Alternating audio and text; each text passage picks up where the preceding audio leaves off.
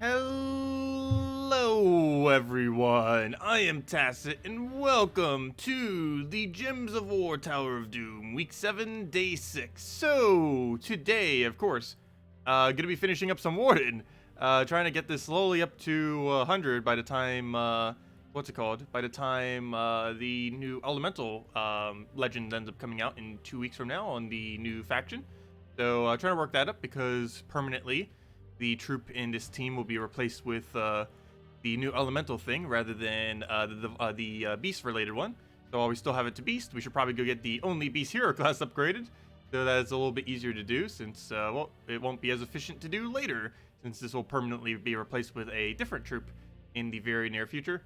And of course it's still a gnome event, so still on that grind. So that's the main thing we're actually doing. Of course, in this upgrade is more so just a byproduct of trying to do the gnome event right now. But of course, gnome event is the best time to try leveling any hero classes because, well, you just get a bunch of free resources while doing so might as well wait until then. Best value to ever try doing them. But hope all of you have been having a good weekend so far. Hello, William. Hello, Jintech. Hello, Haley. Welcome, everyone. If anyone has any questions, just let me know. Make sure to go over it all. Otherwise, primary focus is the grind. And going from there.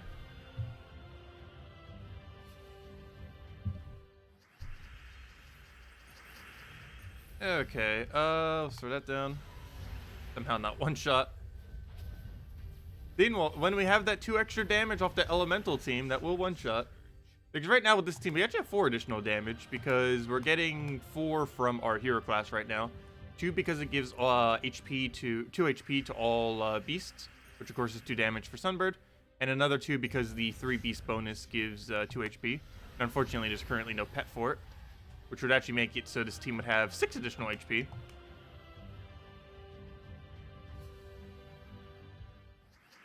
Actually, oddly enough, if they ever added a, I didn't think about that, but if they ever actually added a, what's it called?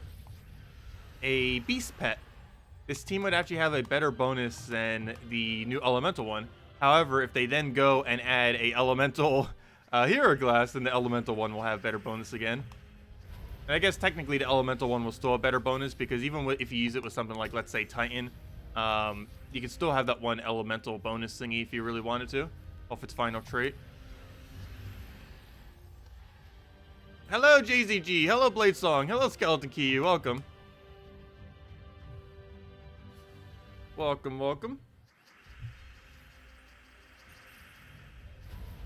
So we'll have code once we hit 70 or when we get first vault key. We'll need another 4 to hit our arbitrary goal of 10 this weekend. Hopefully we'll still be able to. Sometimes you get trolled some weekends. Hopefully this weekend is not one of them.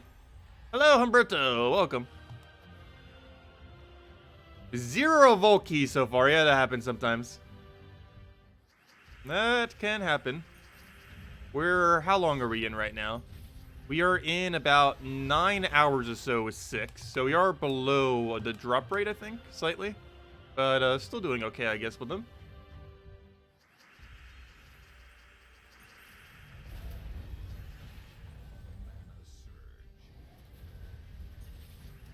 Okay, we'll take that for now. It doesn't look like we can get any extra turn in there. Actually, yeah, we'll stick a red. Anyways, wipe out his entire team with that. Who has codes for PS4? Unfortunately, there isn't codes for any of the console versions. There's policy on all the console version that basically prevents them from ever being able to do so. The only PC mobile version really has codes. That might change in the future, but as it currently stands for the foreseeable near future, that's the way it's going to stay. Only PC mobile has codes.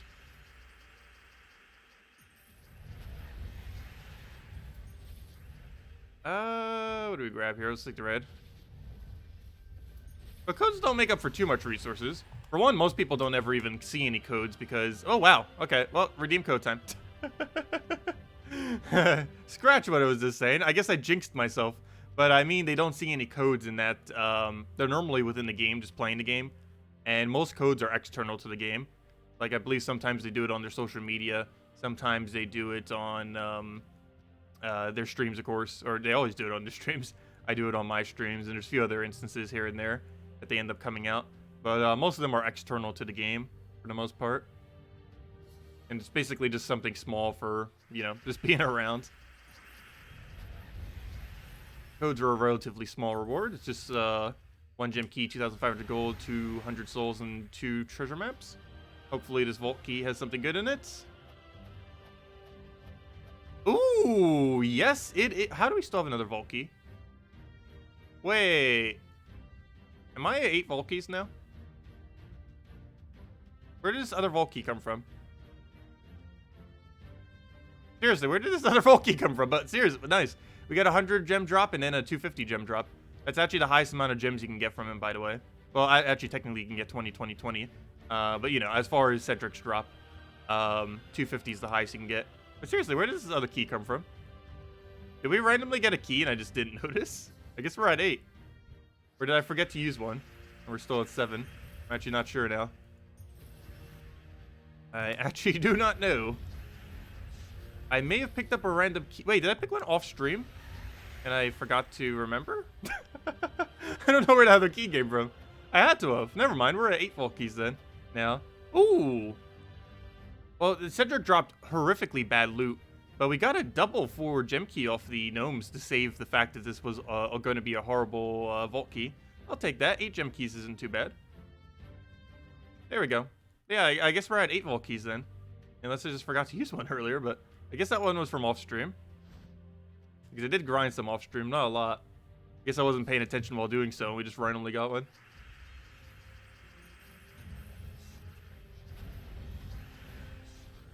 Because if I am doing it off stream, I'm normally just going through them quickly while doing like other things simultaneously.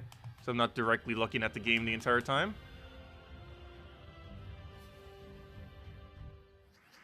Oh yeah, Squirrel, let me go hand out a code. I did that earlier this morning too. My bad. I'll go do the code. That Squirrel is awfully effective at giving you guys codes. Anyways, let's see. What am I looking for? Where's the code section? Also, why is it lagging? Yeah, man. Yeah, man. There we go. Oops, nope. Page is still being weird. Let's see. I'm not gonna bother marking it being weird. Let's see. Let's copy it. Paste it over here. Make sure it works. The answer is yes. And get it so the code link goes with it. And there you guys go.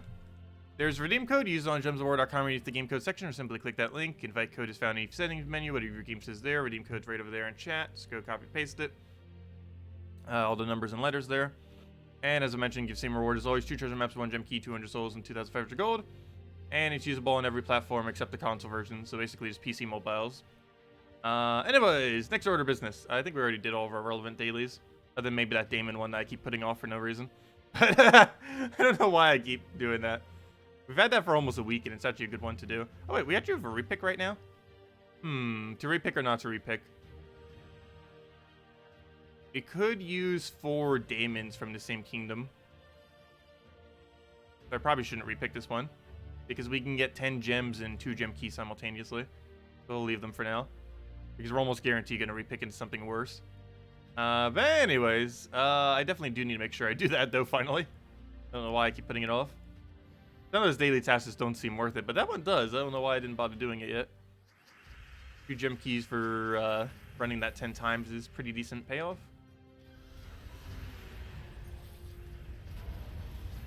Hello, Kevin. Welcome.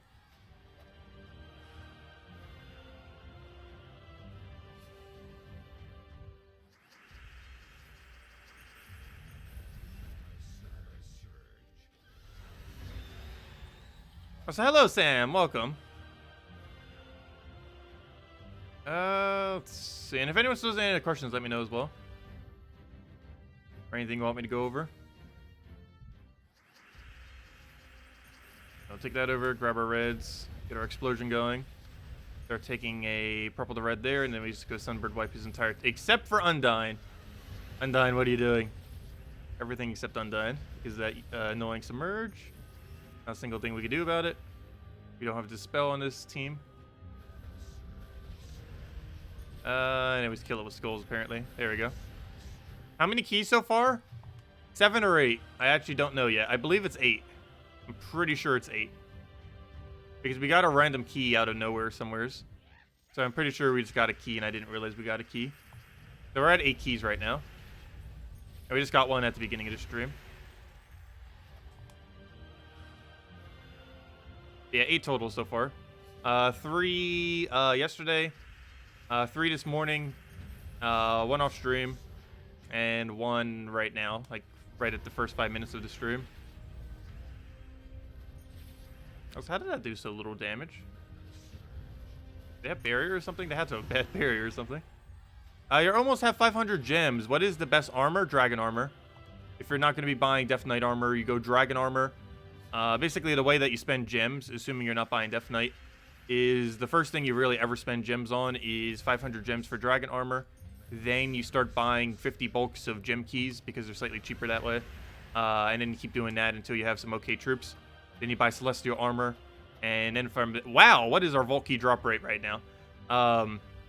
That's 9 Vault keys now. But, yeah, it basically goes Dragon armor, a bunch of 50 bulks of gem keys, then Celestial armor eventually. And then from there, you probably keep doing 50 bulks of gem keys while simultaneously occasionally doing event stuff, like throwing gems at various events. You can also be doing that in between. It really just depends if you want to go for the events or not. But normally you would get better value from 50 bulk of gem keys than you would from the events, at least until you reach the later parts of mid-game or end-game. I mean, later parts of mid-game or late-game, I mean. Anyways, what was the thing I was about to go do? Oh yeah, open this Vault key we just got. 9 Vault keys. 2 within 10 minutes. Actually, less than 10 minutes because we got it at the 5-minute mark. So 2 within 6 minutes or 7 minutes or so. Very nice. And we got 250 gems from the previous one. That'd be insane if we could actually get 250 back-to-back. I don't think I've ever gotten that drop back-to-back. Or even within the same day before. Nope, another useless 50 diamonds. But at least the 4 gem key saved it slightly. Anyways, yeah, 9 Vault keys now. Keep going. We're only 1 away from our goal. Hello, Gamora. Welcome. Who knows? We could maybe have it done tonight, then. Actually, that means every arbitrary goal we set would have been achieved. Because I said Sentinel 100, Warden 70, which would be done tonight. Or Sentinel 100 is already done. We did that this morning. Warden 70, we're not ending the stream until we at least have that at minimum. And, yeah, we just need 1 more Vault key for that to be every objective I set up for this weekend. Of course, we don't have to necessarily finish any of those, but it looks like we could potentially have all of them done by the end of the stream. And of course, we can go further than them as well.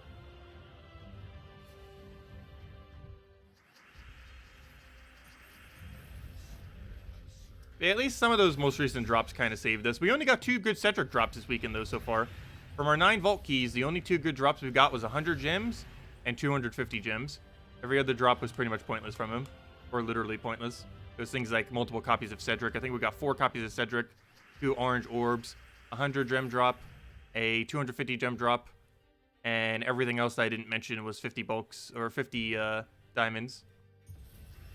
Wait, did we get 4 Cedrics? Or maybe it was only 3? Because I know we got 50 diamonds at least 3 times.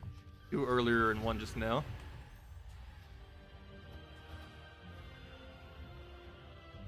And somewhere around there. But yeah, there are only 2 good drops so far from 9 keys is 100 gems and 250 gems back-to-back.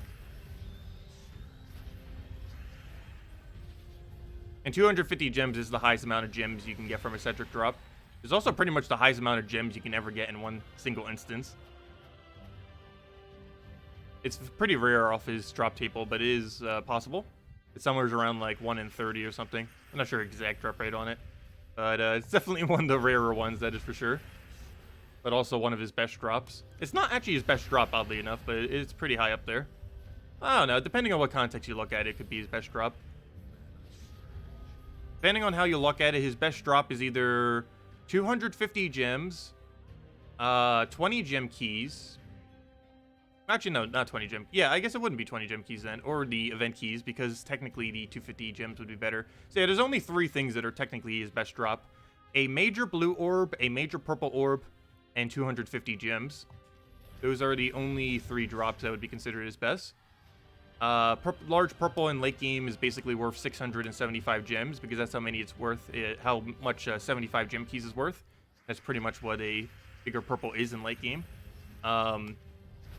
Big blue is mainly needed for ascending stuff, which can save hundreds upon hundreds of gems, way more than 250. Even a small blue can save more than 250. And of course, 250 gems is just really good because it's versatile for anything. It's the premium currency of the game, and being able to get that much just randomly off of a single drop is pretty insane, especially that you can do that 100% for free. No kind of like time or anything. I do like that Gems of War does have a really good free-to-play model. While some things still have a pretty timely grind, you can easily get some of like the really good actual premium currencies of the game without having to go too far out of your way. And it was kill that out. What's the most effective way of getting gem keys?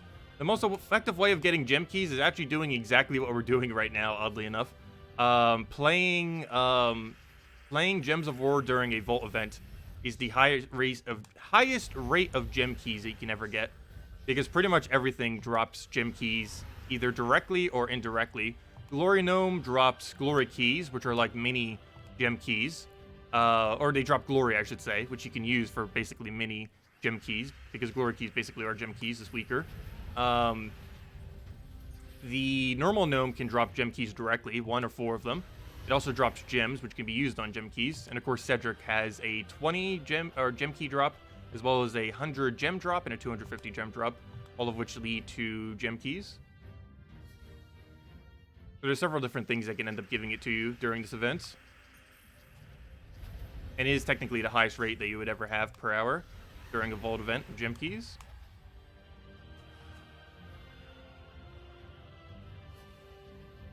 What trait stone should you farm while exploring for gnomes? Whichever one you need. It depends. Do you need whichever one you need for kingdom upgrading? Let's say you're trying to upgrade every single kingdom to level 5, or to 5-star. I mean, you would do it based on whatever troops you need to level those up to 5-star. If you're working towards 10-star, do whatever troops you need to work towards 10-star. Or if you're just trying to get things that are decent, to see what legends and mythics you have that are decent, and maybe start working on them.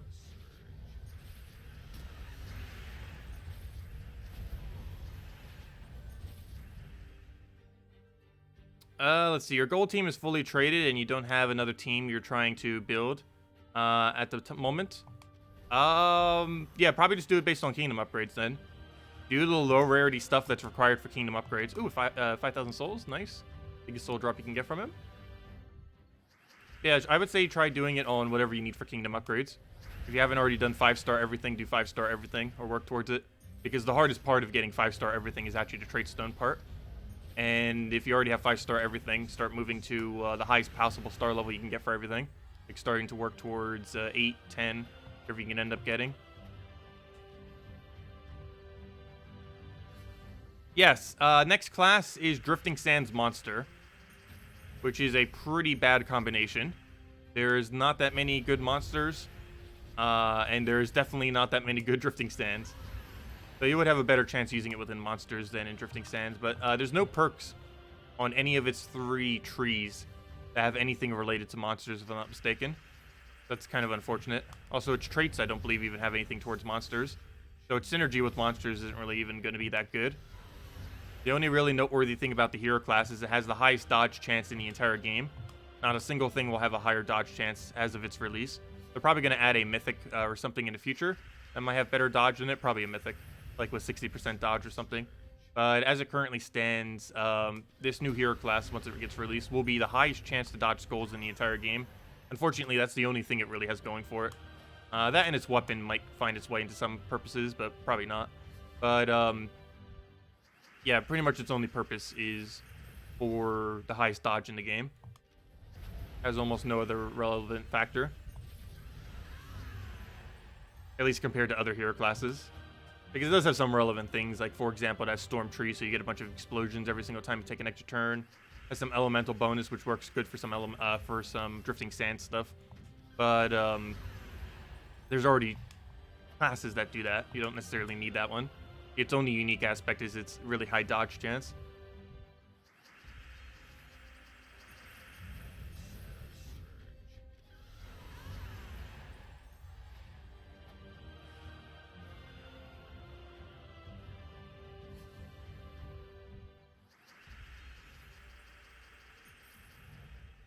Yeah, using it with Kraken would be somewhat interesting. As well as Skyla if you do it in a skull spam. Because the new hero class will be one of the more anti-skull spam hero, troops in the entire game. It doesn't have barrier spam though, which is the biggest thing holding it back. Like at least Sentinel has the mitigation, plus it has the barrier spam. Like extreme barrier spam has the highest barrier spam of any hero class. But this new hero class that's coming out doesn't have any barriers. I don't believe it did. I actually forget what its full trees were. I know it had Cunning, it had Storm, it had one other one. I forget what the other one was. I think it was Wind, if I'm not mistaken. Which would make sense. It is Drifting Sands after all.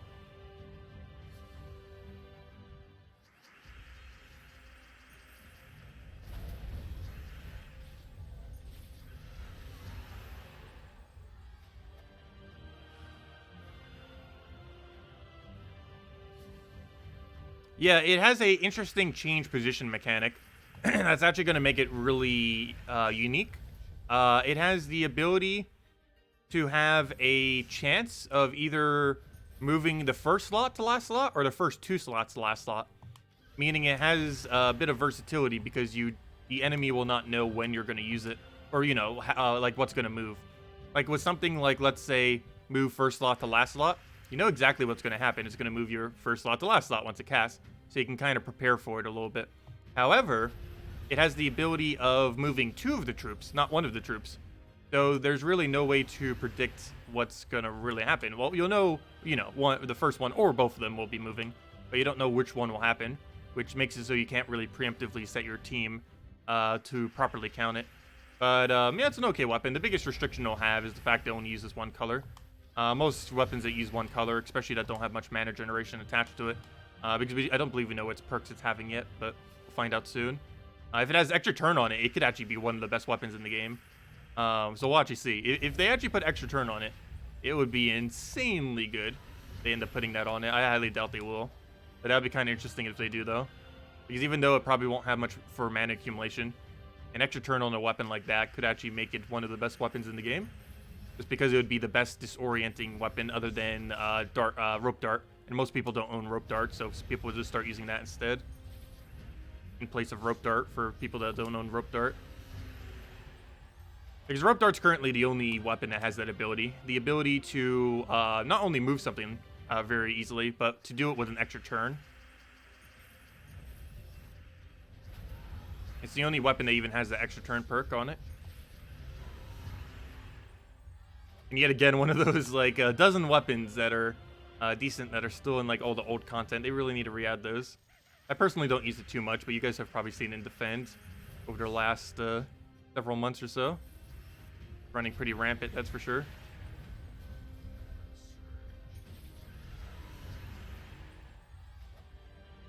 Hey, wow, what is our Vault Key drop rate? We have 3 Vault Keys within 20 minutes. Well, we might need to keep grinding tonight. At this rate, we'll have like 20 Vault Keys. Anyways, that's our 10th Vault Key. Wow.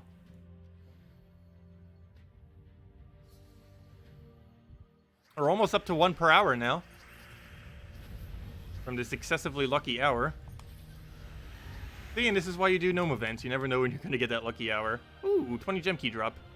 Well, there's another good drop from him. So now we got in 3 good drops. We got 100 gems. We got 250 gems. And we got 20 gem keys. However, we did get another key that technically had 8 gem keys. But it wasn't off the Cedric. It was off of the 2 side gnomes. But, yeah, 20 gem keys. One of his better drops. I think it's top 5. Or somewhere around there. As far as his drop table is concerned. And I definitely need gem keys more than I need event keys, that's for sure. Give us your luck. I wish I could. But yeah, we already hit our goal then. So that means we'll have every goal done by tonight. We'll still keep grinding though. Because I'll be level 100 Sentinel already completed. 10 Vault Keys already completed. So hopefully at this point, I guess we'll try aiming for a dozen. and level 70 Warden, which we'll have by the end of the stream.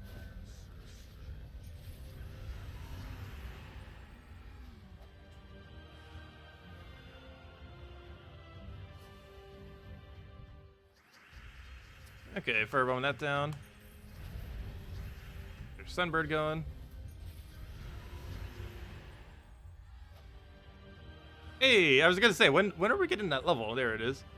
Now we just have 3 more levels to go. Yeah, at about 190 more EXP or so.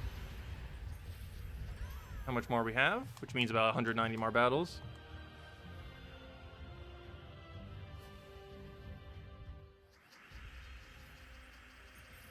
Yeah, today we've actually gotten 7 vault keys. 3 of which were in the last, like, 20 minutes or so. Really lucky 20 minutes. Hopefully the rest of the hour goes like that. If the rest of the hour goes like that, we'll have... wow, you can actually find sacred treasure here. Interesting. But, I don't think I've ever seen a treasure in one of these game modes. Or, you know, in Explore. But, yeah, at this rate, we might have 6 vault keys this hour if we keep up this luck. Not even halfway through the hour, and already got 3.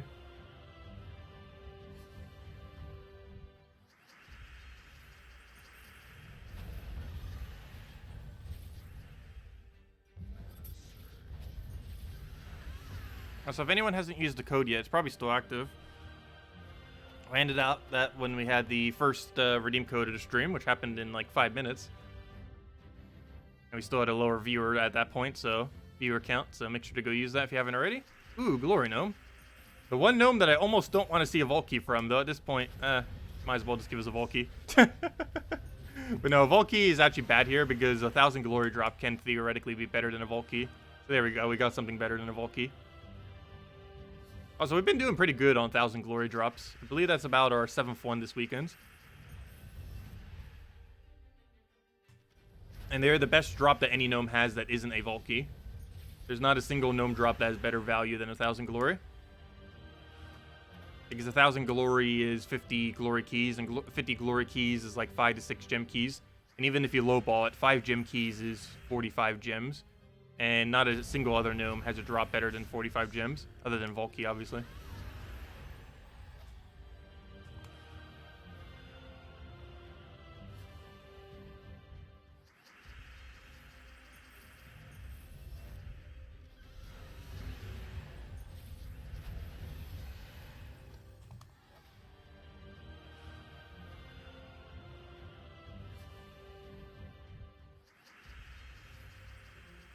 I can move that over.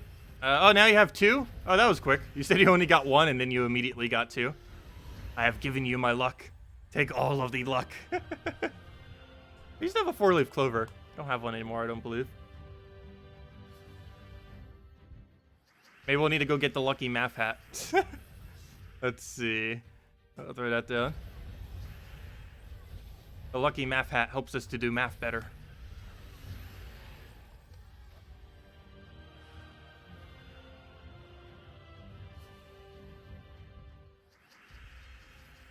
Yeah, we've gone one entire vault event before with 0.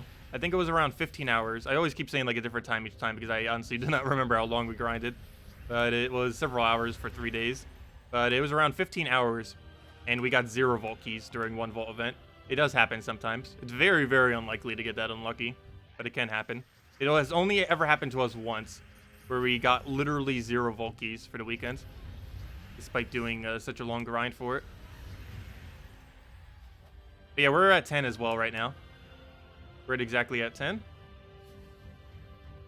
3 within the last half an hour.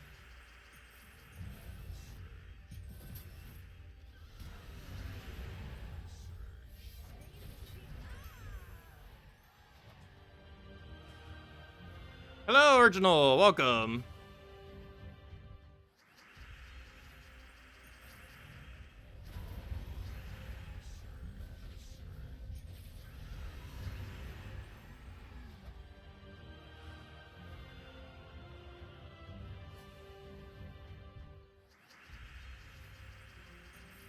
Yeah, Dragon Soul is one of those troops that is so ridiculously good as a legend that keep an eye out for it in Soul Forge, and always keep like a 800 diamonds on reserve, just in case for it.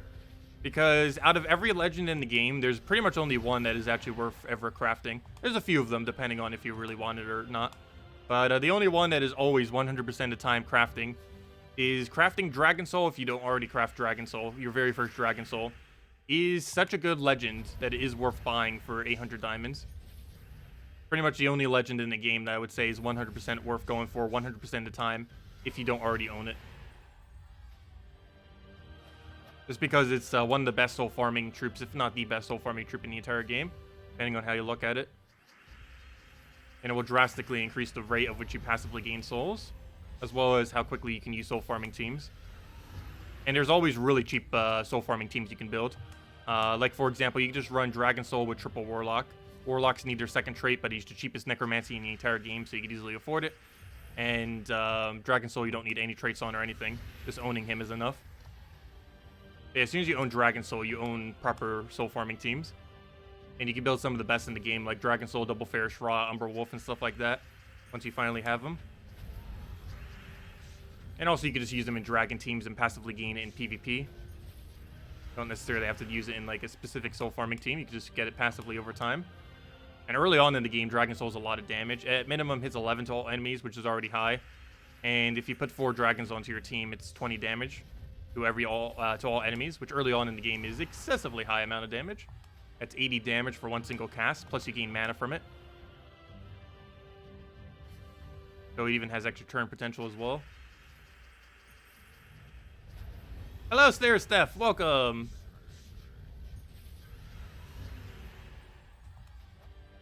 Yeah, I use Dragon Soul a lot on my other account. I don't normally use it too much on my main, mainly because obviously we have over 5 million souls, so there isn't as much of a need to do it.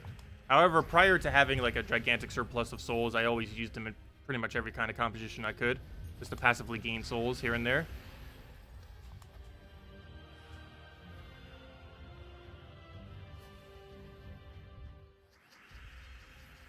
There we go, we'll move that over, grab a Sunbird down, and there we go.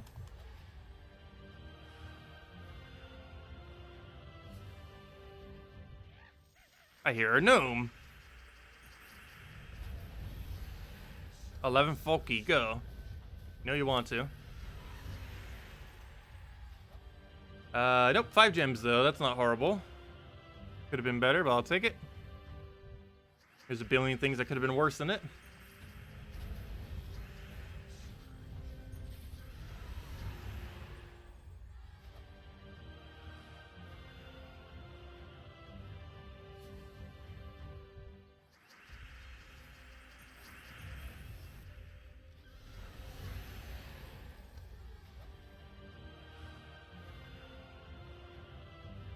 You currently farm souls with the 3x Warlock Valkyrie team, but your guild isn't getting the magic bonus yet per week, and thus it's kind of slower. Oh yeah, if you don't have the magic bonus for Valkyrie, you have to cast it like 4 times to get max souls. Normally you want a 3-caster or 2-caster.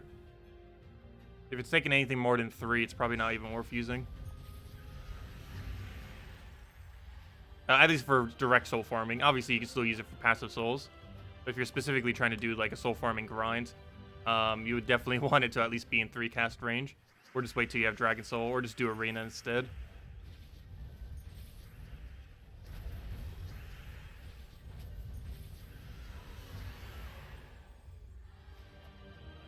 Oh, so they still might be buffing Arena and Treasure Hunt this week. I mean, not this week, this month, I mean not this month. I'll get it right eventually. This year! They are still likely planning on buffing Treasure Hunt and Arena. How so, we don't know. I wish they would add a leaderboard for both of them per week as well, kind of like how PvP has. They said they wanted to clean up the PvP leaderboard and everything before they clean up the code for it, before they ever add more leaderboards. But hopefully they're planning on doing that this summer.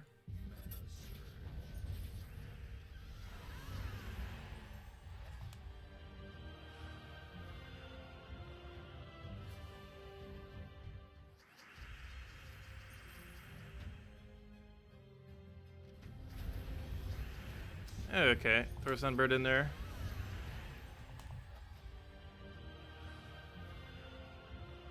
Although the fastest soul rate is easily going to casual PvP, setting it to Warlord 3 and having your hero with Phylacracy and fill out the rest of your team with troops with Necromancy. Yeah, you can end up doing that. You can do that for most of the game modes too, like any of the challenges or stuff. If your casual PvP ever becomes too difficult to actually kill with your hero in one shot, go to one of the challenges, set it to the highest difficulty that your hero can one-shot them, use Phylacracy with 3 Necromancies behind it, and then just slowly kill them one at a time with skulls. The only problem with that is that will sometimes take like a minute per battle. I think it might be under 20,000 souls per hour. Arena varies, but you can get around 10,000 to 20,000 souls per hour from Arena. And since it gives other loot, generally, unless you're doing a soul farming method that is at minimum 20,000 consistently or more, it's not normally worth using compared to Arena. Just because of all the other drops that you end up getting from Arena that make it worth it. The only downside to Arena is it no longer gives classy XP. You never liked Arena. I used to like Arena. It's just this late in the game, I still kind of like Arena. But there's 2 real big issues with Arena these days. One is in late game, Arena is basically throw Dawnbringer every single time and auto win. And the other is the loot is just horrible for late game. Like early game, mid game, it's fine. In early game, it's even ridiculously decent. It's like one of your only methods for souls, at least really viable methods until you start getting some options. But beyond that point, it's just not worth it.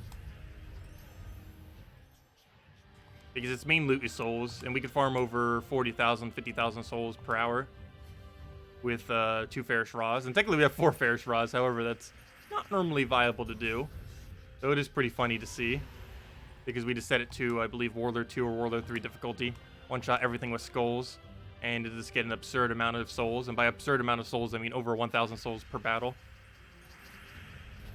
And it can win almost 1 battle a minute. Slightly slower than that. But it does come out to almost 1 per minute. It's a really annoying team to use, though.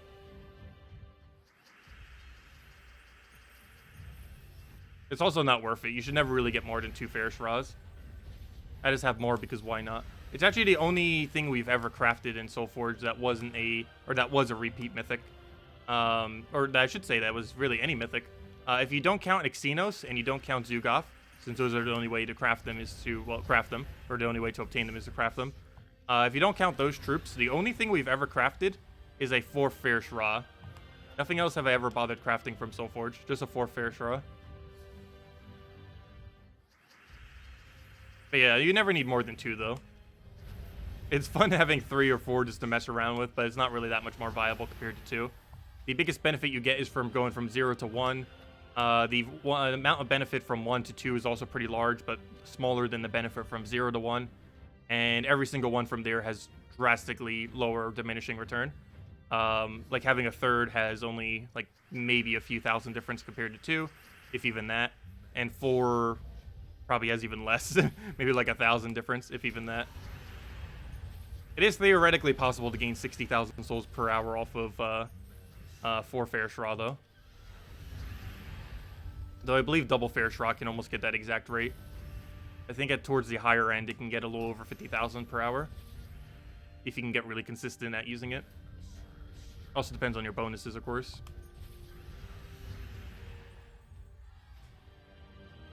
Do the craftable troops change in Soulforge weekly? Yes. Every single week, the troops that are craftable in Soulforge change every Monday at reset time, which is 3 a.m. Eastern Standard Time, or whatever your time is of that equivalent.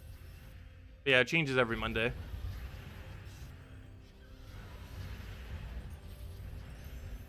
It is correct.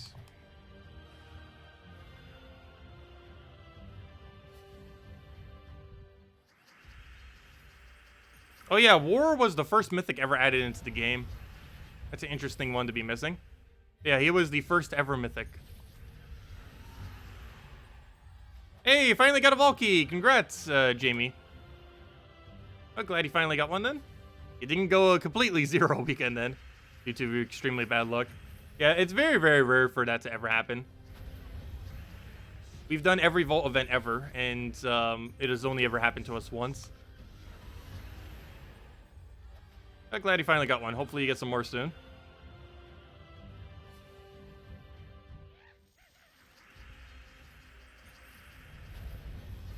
Yeah, the Apocalypse Troop have really good art. Especially Famine. Famine's probably my favorite one. And he was actually meta for a while, too. He's not really used much these days, though. But he's still an okay troop. The only issue with him is that there's so many counters to Mana Drain now that he's not really as viable as he used to be. Back when there was absolutely no counter to Mana Drain.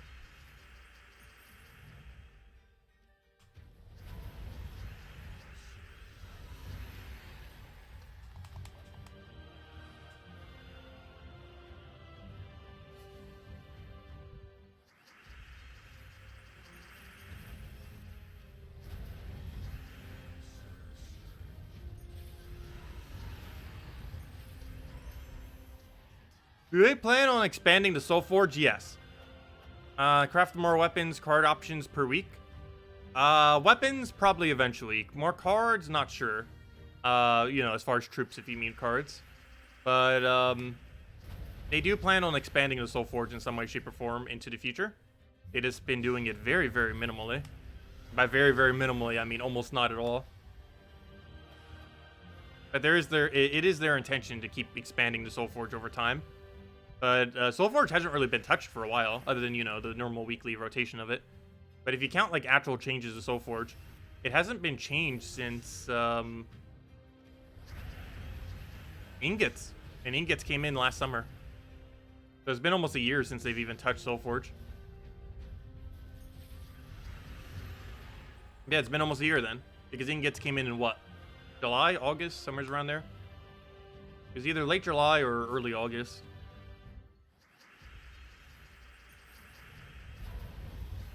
So it's been like, what, 9 months then? 8 months, 9 months?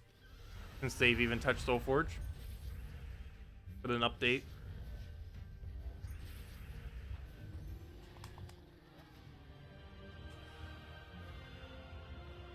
Is Xenos worth it? No. The only point of crafting Xenos is to get the achievement and to get his emoticon for global chat. Him as your troop is 100% pointless, plus he's not associated to a kingdom. He's one of the worst mythics in the entire game. He's really only ever obtained because of the things that he's associated with, and for 100% completion. But no, you should ignore him for a while, unless you just want that achievement for whatever reason. But yeah, you get that achievement, and you get this little emoticon thingy. Where'd it go? The portrait. Or not an emoticon. You get that. His emoticon, and you end up getting the achievement, and that's it. And of course you get that useless troop, a copy of that useless troop. But he's not usable for anything. I'm actually surprised they haven't bothered buffing him ever. But he needs to have a 100% chance of summoning the undead at minimum. It's only a chance, which doesn't make any sense. Or I believe he does it only if he gets a kill, I mean. Which is still a chance base. But it's one of the only multi-summons in the entire game that isn't guaranteed. Yet it's on a mythic, which doesn't make any sense. Like, if you would expect any of them to not have a % chance and to have a guarantee, it would be the mythic. But everything else does while he doesn't is really weird. Even if they did do that, he'd still be pretty underwhelming. He's just a really slow troop. He doesn't even get a kill with his first shot, and then he one-shots everything from after that, pretty much. But if you wanted that, you might as well just use Ferris Raw at that point. And even that is normally considered slow, but you would gain souls while doing it.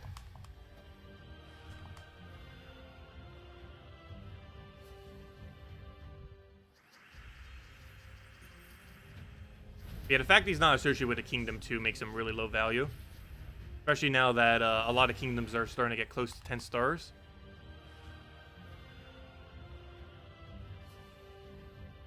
Wait, is there a reason why you hear so much about Rockworm teams? They're a decent early game option. Also, a lot of my older videos may have used it because of how gem spawning used to be in the game. Gem spawning has been nerfed in the last 2 years or so. But if you see any of like my really old videos, I may have mentioned Rockworm a lot. Because on the previous way that gems spawned onto the board, they were ridiculously good. They're still an okay early game option, though there's so many better early game options these days that Rockworms aren't normally too relevant. Though Deep Borer with Rockworms and similar stuff like that is still okay. It's not the greatest of early game options, and you would only ever really use it for early game. Beyond that point there, it's useless. Yeah, Ice Worm is basically Rock Worm, except it's blue instead of brown. The most relevant thing to use Ice Worm with is Valkyrie. 2 Ice Worms, a Valkyrie, and like Hero or something. With Hero in first slot. You would only use that for your, like, your first 100 levels or so. It would only last you for extreme early game.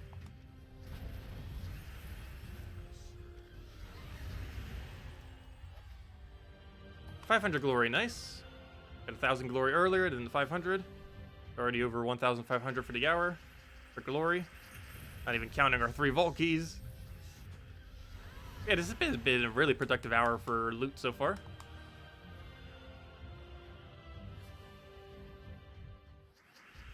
I would say Gargantor is still better. I mean, still worse than Xenos. The only time I will say that Gargantor is better than Xenos is once Groshnak Kingdom is 10 stars or higher. Because then he'll be required for, I believe, +1 armor. But until then, Gargantor is worse than Xenos. And if you're looking at them just from a functionality standpoint, Xenos is stronger than Gargantor. Gargantor, from a functionality standpoint, is the worst mythic in the game. But it will be required for, I believe, +1 armor or something once Groshnak gets to 10 stars. It goes a little while until it gets there. Once it does, it'll be relevant for at least one thing, if nothing else. What do we get here? 5 diamonds. Well, at least we got a arcane from it. But we really do not need more diamonds. Like one of the last things I want to be seeing as a drop. Diamonds are basically a dead currency to us until they add something else to use them on, if they ever even do that.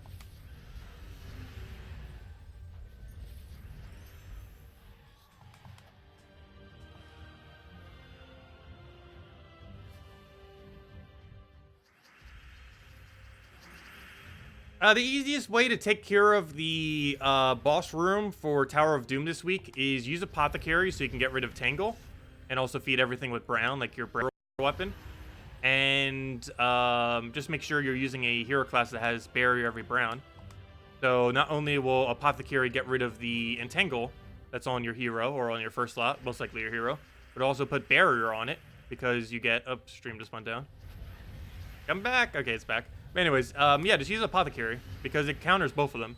Apothecary will cleanse the Entangle, and Apothecary will also give you Barrier, because it does a bunch of Brown. God, come on, we just got diamonds again. But yeah, it counters both of those aspects. Because the Barrier will make it so the 50% reflect is 0 damage, and the cleanse will make it so you won't be entangled anymore. And of course, that's applicable for stuff like Titan and, you know, anything that has Barrier every Brown. But there's plenty of hero classes to choose from. There's 4 hero classes that have it, 3 are relevant. Sentinel, Titan, and Plague. You'd most likely just use Titan, though.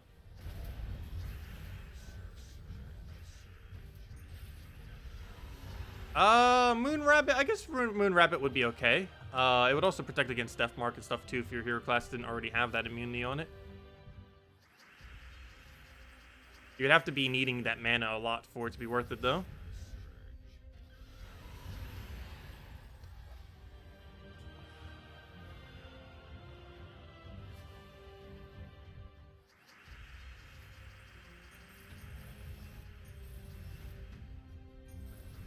And that should wipe him.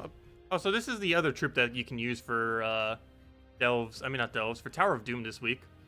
Guy I've been mentioning. The one that does the 3-to-1 is basically like a mini Ketris. The Earth Caller. Finally usable for something.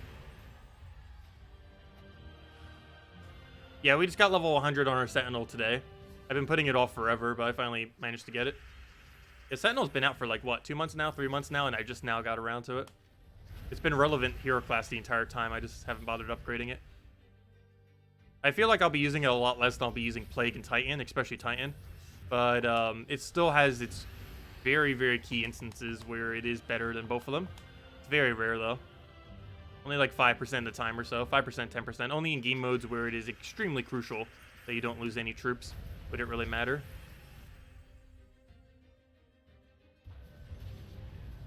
It's definitely way more defensive than them. The only real big issue that it has, of course, is the fact that it's just a very, very, very slow hero class. since it doesn't have half mana start, and it doesn't really have that many offensive options. They're just all defensive.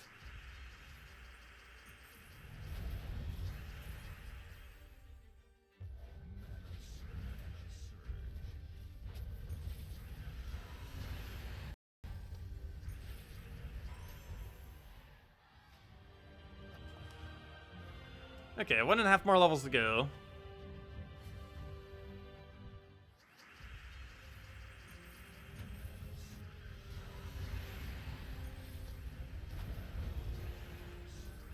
If the stream could stop cutting out. Went down for another 6 seconds. According to YouTube timer thingy.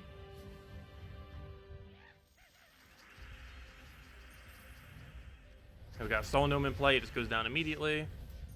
Grab that down and dead. Hey, whoa, whoa, whoa, whoa, whoa, whoa, whoa, whoa. We just got 11 Vault Keys. 4 within an hour. Or 4 within 45 minutes, actually. That's when we got our first Vault Key of the stream. Let's go use that Vault Key. But nice, we're at 11. I was kind of joking that we hit 12, but, we might hit 12 tonight. It's already 4 Vault Keys in an hour. Actually, we've almost gained more loot this hour than the rest of the weekend combined. Maybe not exactly, because we gained so much glory and stuff. But this has been a very productive hour. 250 gems, 100 gems, and I forget what the other 2 drops were already. Oh yeah, 250 gems, 100 gems, 20 gem key, and the other one was 50 diamonds, I believe it was, which is useless, but the other ones were good. Anyways, let's go to use that. Hopefully we keep on track with a decent drop here.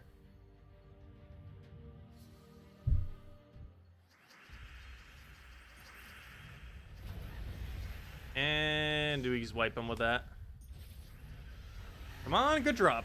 250 gems, 20 gem keys, 15 event keys, major purple, major blue. No! Oh, it was bound to happen eventually. We finally got the first common of the weekend on our 11th Vault Key. RIP. At least it came with 3 event keys to make it not 100% pointless, but it's still pretty much 100% pointless. Oh, well. Well, we got 3 event keys. It's basically like we got a 3 event key drop instead of a Vault Key drop, basically. Is what that basically comes down to. Oh, well.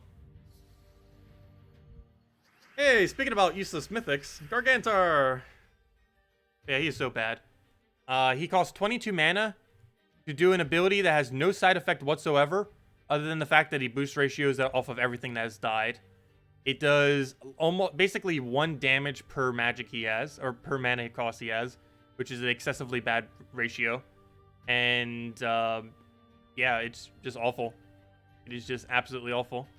It does get boost ratio by things like Sunbird casting. However, he uses the same color as Sunbird, which causes a lot of mana conflict. If Sunbird had at least 1 different color from him, it would actually work, but it doesn't.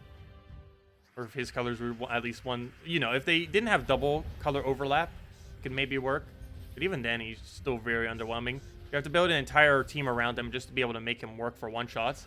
Even then, you have to cast Sunbird like 5 times before you can start actually getting him to start one-shotting. And even then, it might not one-shot. It's just so bad.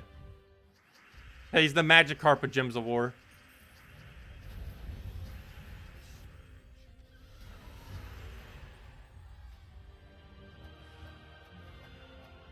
And a Nintendo Power Glove. I was never around during that era, but I have heard things about it.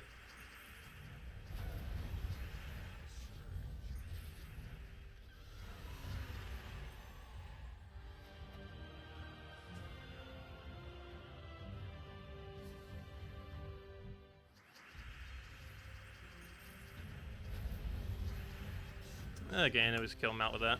There we go.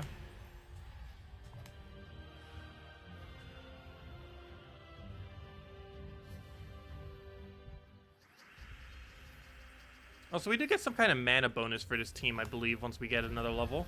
Forget what it is, but we should have something. Almost every single level 70 has some kind of mana. Forget what this hero class specifically has. But it has to be something. Let me actually go check.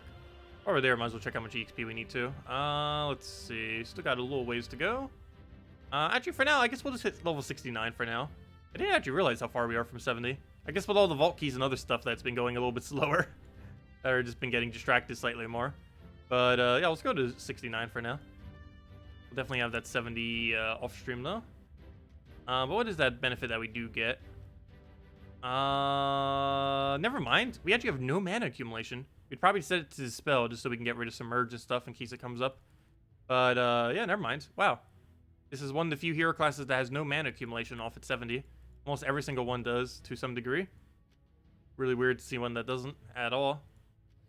Sometimes there might be one that has, like, a really bad one. But, yeah, that one just doesn't have any at all.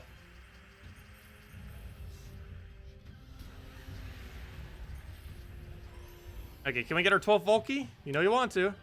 No, the triple miner.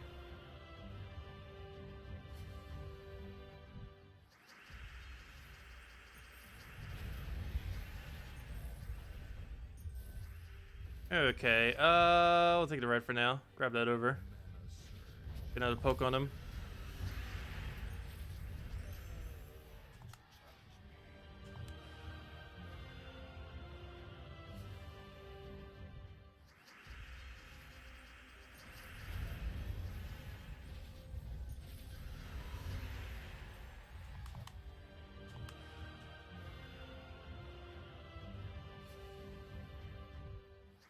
Okay, we'll take all those blues there. Grab into all that mess, firebomb it down. Another red. And then we split damage kill. There we go.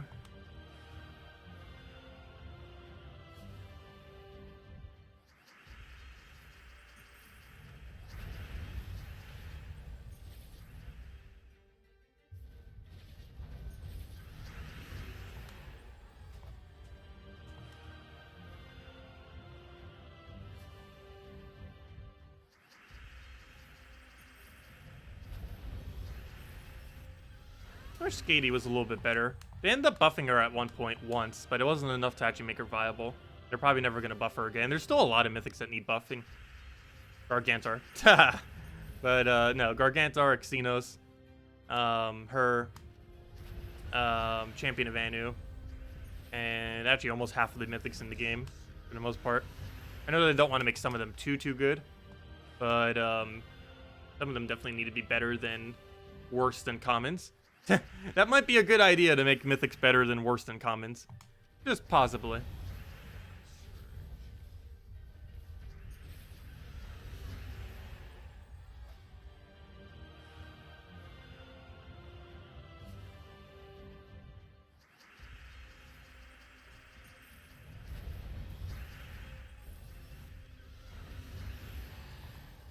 The biggest issue almost every mythic has, even the better ones, is more often than not they're really high mana cost, which makes them worse for quick battles, and it also makes them worse in some metas where they're quicker paced. Like currently right now with how many half mana starts and empowered good abilities and stuff like that there are, it's almost better just running pure legends, or if you do run a mythic, only running one mythic into your team. Just because stuff like PvP is really fast paced right now. Because almost everything just instantly loops into instant kill, or at least really high concentrations of damage. And you need stuff that can get up before they can do anything.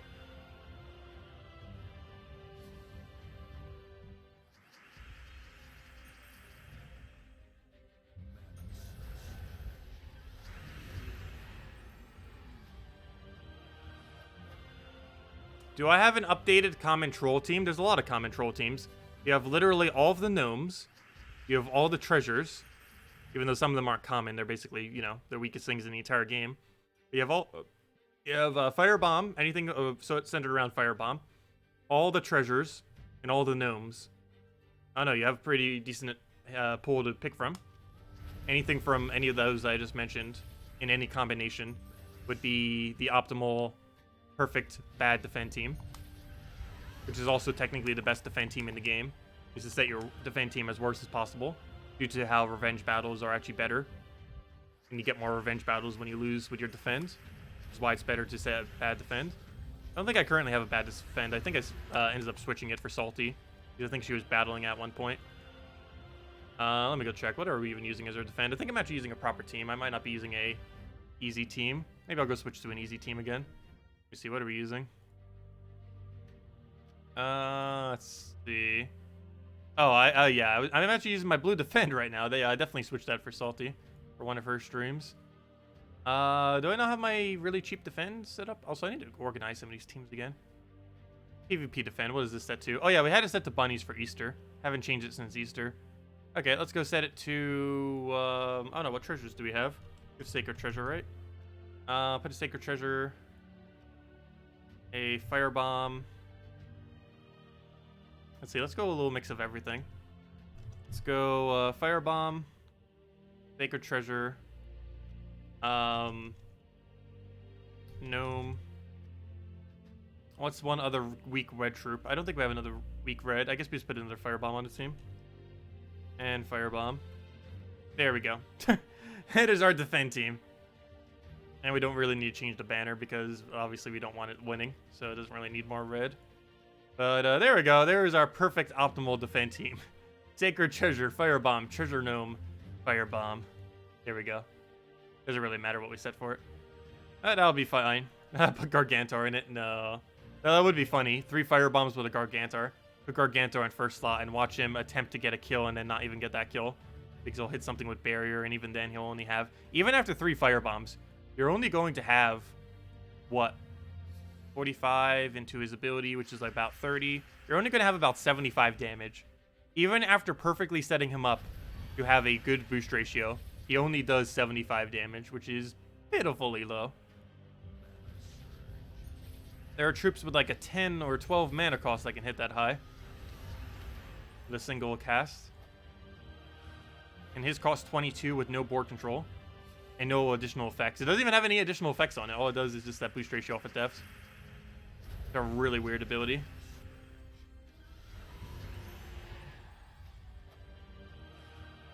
If they're going to keep it like as is, they need to make his ability so it enrages all allies when he casts, as well as increasing the boost ratio to something like 50. Like 50 per kill.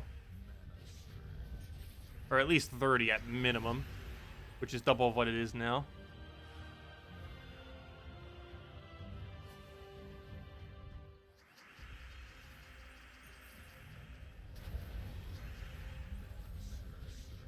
That, or maybe give him some kind of side effect when he actually does get a kill. Like maybe auto extra turn when he gets a kill. Or getting some of his mana back or something.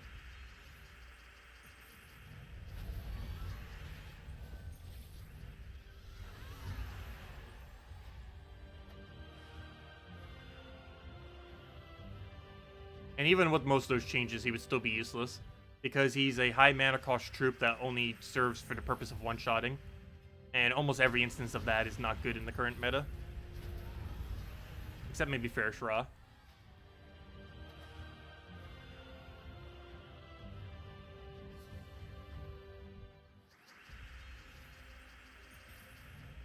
Yeah, I don't see them possibly over-buffing him. They could triple the effectiveness of his ability and it would still be useless.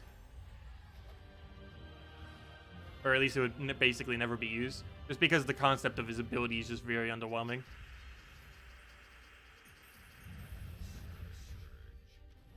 It just takes too long to set up. There's basically no battle in the entire game that you would ever use it in. Even if they were to buff it substantially. If it kept the same theme, it would still be useless.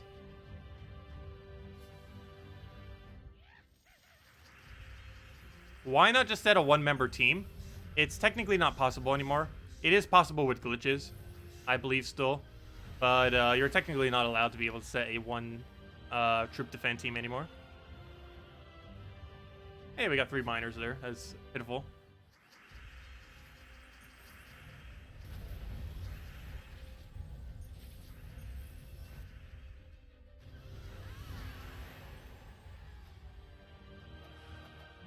That would actually be really interesting if they made a low-cost mythic. Currently, the lowest cost mythic in the entire game is 20. Now, a single mythic has below 20 mana cost. However, they do have troops that do go below the standard.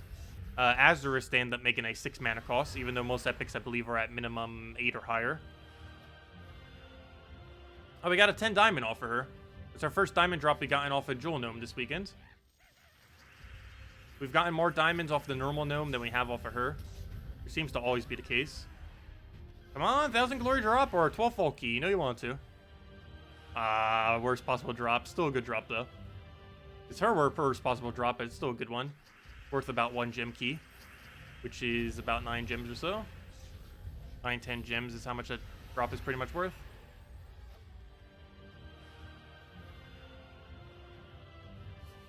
Which is an interesting way of thinking about glory.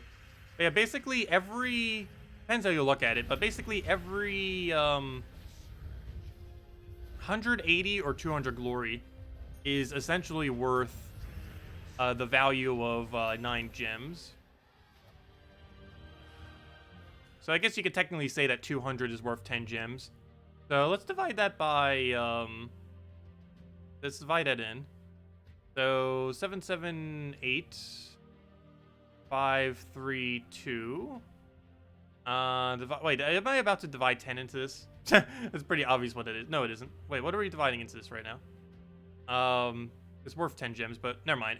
We divide 200 into it, not 10. And then we times this by 10. So we do that. And then we times that by... Wait, do we times that by 10? Seems really high if that is the case. No. Never mind. Yeah, that's how many... No, that's how many gem keys it's worth. Yeah. That's worth 8,008... that's worth 3,892 gem keys. Which, of course, if we just times that by 10, comes out to... I never really looked at it like that. But yeah, that glory stack right there is technically worth... If we were to use all of these for keys, instead of throwing gem keys down, spending gems for them, if we were to throw the equivalent amount of glory keys for what would come out to basically the same drop table, or even better, for what gem keys would be, which is basically... anywhere from about 8 to 10. You normally consider 9 or 10, and in this case I consider 10 glory keys to equal 1 gem key.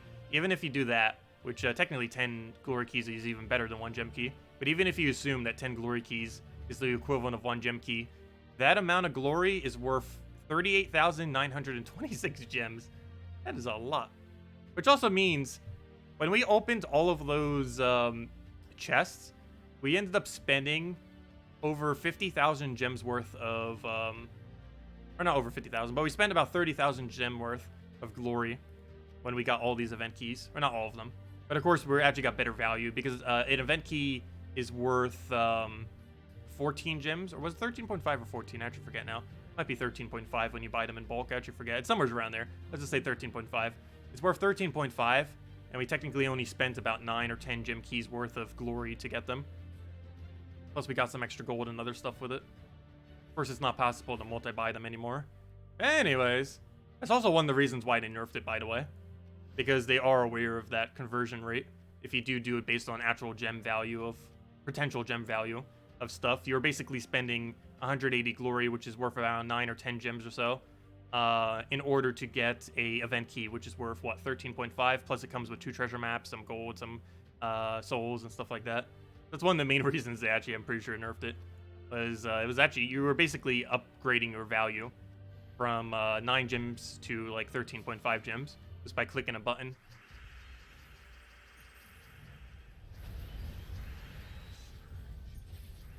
I'll take that. Throw Sunbird down.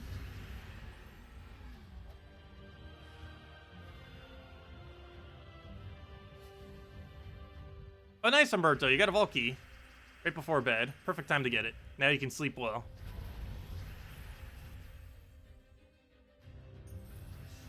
What have we heard about Duskbringer?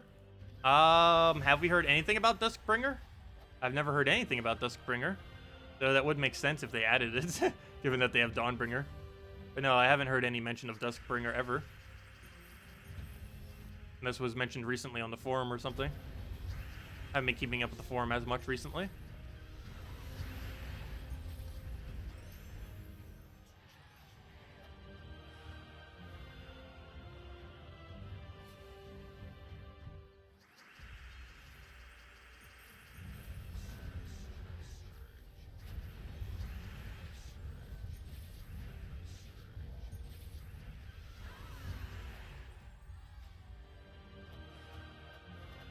Potential new weapon requiring 20 million souls. I highly doubt they would ever make any weapon that expensive.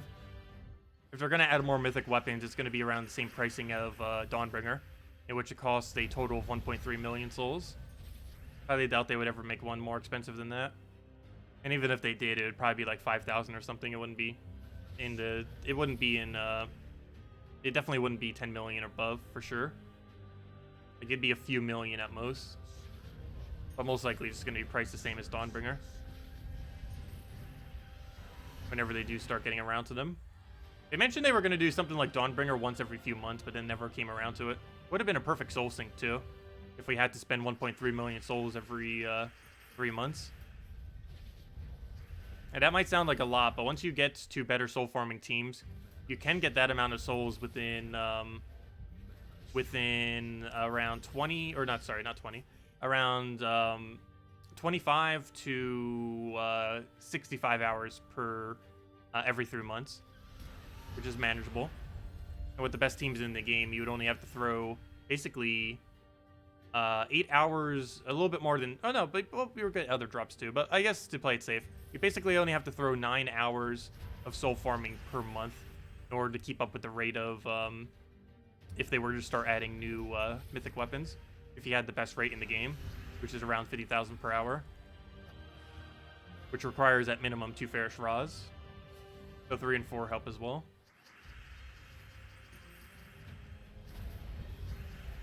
Haha, 1,000 arcane light trade stuns. I'm actually really curious if they do add a trade stone sync, if prices will be that high. I think they might actually they won't make them into 4-digit numbers, but I wouldn't be surprised if they added something, if they do actually add a trade stone sync that has a 100 number.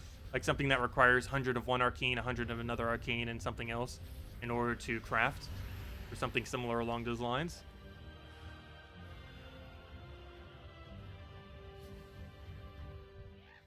Whatever the trade stone sync is associated with is most likely going to be a piece of end game content, because normally you don't have a surplus of trade stones until late game, or even end game sometimes, depending on how you're going about trading them, or how quickly you do it. Because if you're just power leveling and playing like crazy amounts of time, you'll actually have a very low amount of trade stones when you hit late game and end game. Just because all your trade stones are immediately being used for kingdom upgrades.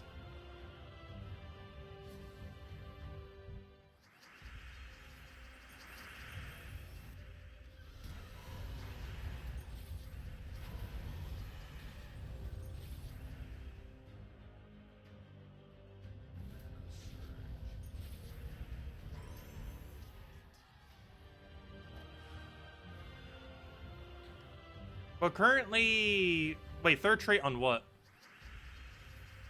On a hero class? But hero class has that.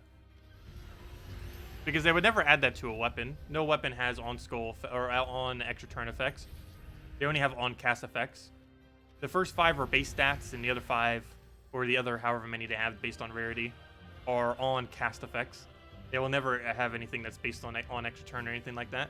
Unless you're referring to a hero class. But yeah, 1 mana drain to all enemies per extra turn would be pretty powerful. Especially if it was mana steal, but even mana drain would still be decent.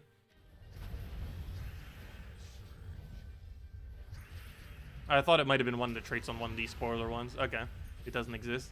Yeah, it would be decent. And it can be countered. There are plenty of things that have immune to mana drain. Bless has immune to mana drain. Mana thingy has immune to mana drain. That indestructible thing has immune to mana drain. It would be very annoying to have to deal with, though.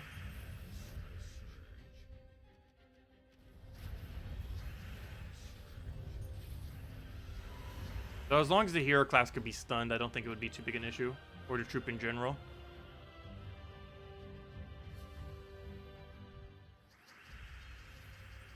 And technically everything can be stunned with curse, but you know, naturally being able to be stunned would make it less annoying.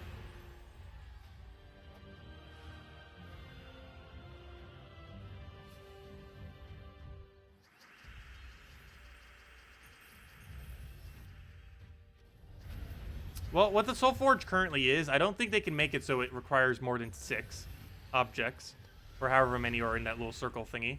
I don't think they can ever make it so it requires more than that, with how they have it set up.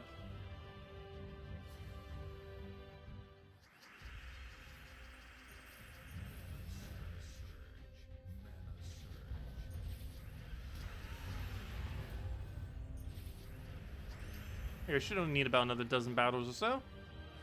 Even less. But if anyone still has any other questions, let me know. Otherwise, I'll probably wrap up as soon as we get that next level. And then we'll be back tomorrow. Should be starting at normal time, 8 p.m. Eastern Standard Time. And we're going to be doing several things tomorrow night. Well, first things first, we're going to go over the new stuff that's coming in next week, which is quite a few things. Then we'll go into maybe a little bit more grinding. So if we already have 12 Volt Keys by then, I guess we'll do it until we hopefully get a 12 Volt Key. If we already have that, I think that'll be enough for this weekend. But I also want to go do all the Nintendo Switch stuff on Sunday night, because I still have a lot of things I need to do, so I might as well stream it, since it's a little bit more diverse as far as content, given that there's quite a few things we need to do. We need to do Bounty Hunter on it in mid-game. We got to do Guild Wars on it in mid-game. And whatever other weeklies we still had. I think that was it, though.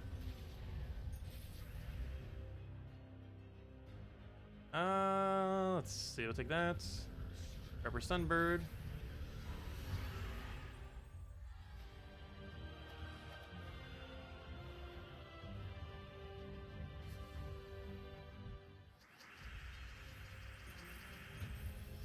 But they haven't been good with UI reworks in the past.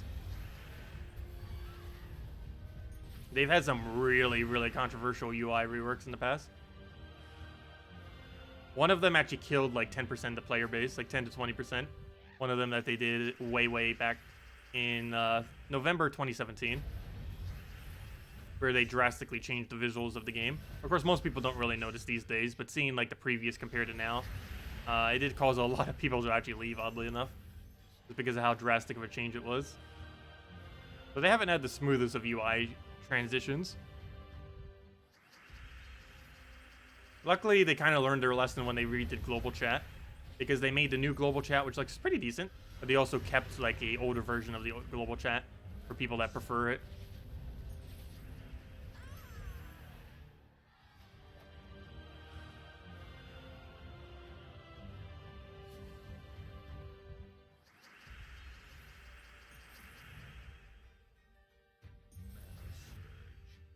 Well, the thing is, they tried modernizing the game. Basically, what happened is they had more of a, oh, there's our level, nice. But basically what happened is they used to have more of a fantasy kind of aesthetic to the game, which fit the game pretty well. But then they started trying to modernize the visuals of the game. And in doing so, they made it really minimalistic, like what you see around the edges, like all this and everything. And in doing so, I don't know, it kind of just turned a lot of people off, because the whole visual art style, of course, like the troop art style and everything still stayed the same. But all the user interface pretty much got revamped, or at least a good bulk of it. But anyways, guys, does anyone else have any other questions? Otherwise, I'll be heading off for now. Tomorrow night, we'll be going over all of the things coming out next week. And other than that, of course, Monday video, we'll be going over that, going over all the event stuff for the entire week as well, more extensively in that video. And I should hopefully have a early game guide out soon. I do want to go over the 1 month progress video for our Nintendo Switch account. And I really just need to get that done tomorrow. Should have got that done a few days ago. I just haven't had the time. But I really need to get that out by tomorrow. And yeah, we'll be covering that and doing that. And then we'll just have our normal stream at night. Anyways, guys, thanks. Yeah, people will always complain about something. Though it was the largest spike of player base decrease that the game has ever had, was when they ended up doing that patch. Even though the patch also brought some other good stuff, it's just the visuals ended up turning a lot of people off. But anyways, guys, I'll catch all of you later. Thanks so much for stopping by tonight. Leave a like if you enjoyed the stream, and see you all tomorrow for the Monday event video. Goodbye, everyone.